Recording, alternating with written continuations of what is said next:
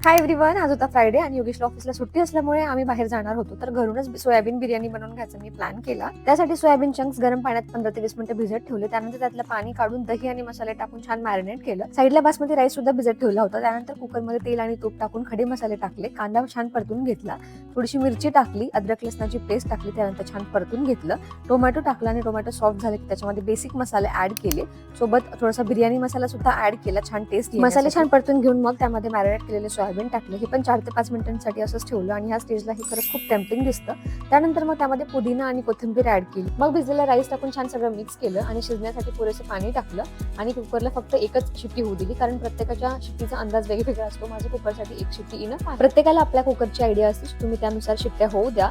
त्यानंतर खूप टेस्टी आणि एकदम मोकळी मोकळी अशी बिर्याणी रेडी झाली होती. फक्त 40 ते 45 मिनिटच लागतात ह्या बिर्याणीला बनवायला, सो तुम्ही सुद्धा नक्की ट्राय करा.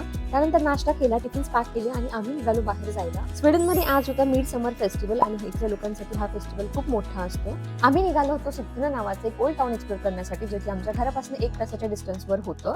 मग मेट्रो, बस, ट्रेन असा आमचा प्रवास होता आणि ट्रेन मधून जाताना व्ह्यू खरंच खूप सुंदर होता.